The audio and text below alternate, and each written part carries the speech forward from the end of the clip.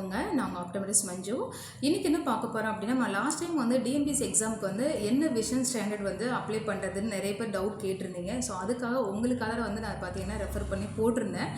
But இருந்தாலும் அதில் வந்து சில பேர் வந்து கமெண்ட்டில் கேட்டிருக்கீங்க. என்ன அப்படின்னா, எனக்கு வந்து ஒரு கண்ணில் லேசியே இருக்குது, இது வந்து எந்த ஸ்டாண்டர்டில் வரும் அப்படின்னு கேட்டிருந்தாங்க.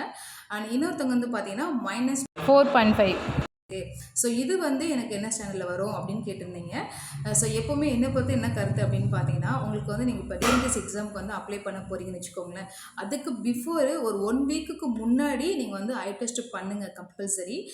ரொம்ப 1 இயர் முன்னாடி இல்லை 2 இயர்ஸ்க்கு முன்னாடி பண்ண டெஸ்ட்டை வச்சு நீங்கள் வந்து அப்ளை பண்ணாதீங்க. எதுக்காக நான் சொல்கிறேன் அப்படின்னா, இப்போ உங்களுக்கு 4.5 பவர் இருக்குன்னு சொன்னேன் இல்லைங்களா, அவங்களுக்கு மேபி வந்து 4 பவர் மட்டுமே தேவைப்படலாம்.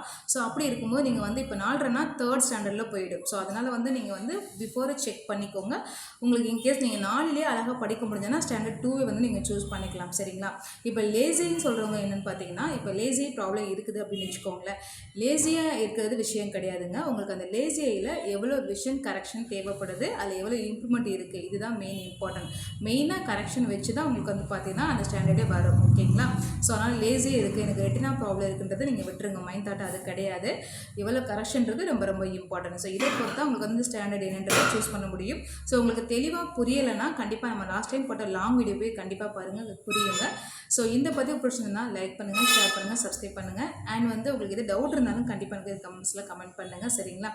அதே மாதிரி நான் சொன்ன மாதிரி இப்போ எக்ஸாம் வந்து இந்த குரூப் பொறுத்து ஒவ்வொருத்தவங்களுக்கு விஷன் ஸ்டாண்டர்ட் வந்து சேஞ்சஸ் ஆகலாங்க. எனக்கு அது கரெக்டாக தெரியலை.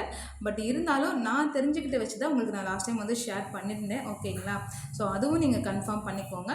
என்னை பொறுத்தவரை ஃபர்ஸ்ட்டு வந்து 1 வீக்கு முன்னாடி ஃப்ரெஷ்ஷான ஐ டெஸ்ட் கண்டிப்பாக ஹாஸ்பிட்டலில் பண்ணிவிட்டு அதுக்கப்புறமா நீங்கள் வந்து எக்ஸாமுக்கு வந்து அப்ளை பண்ணுங்கள். அது ரொம்ப ரொம்ப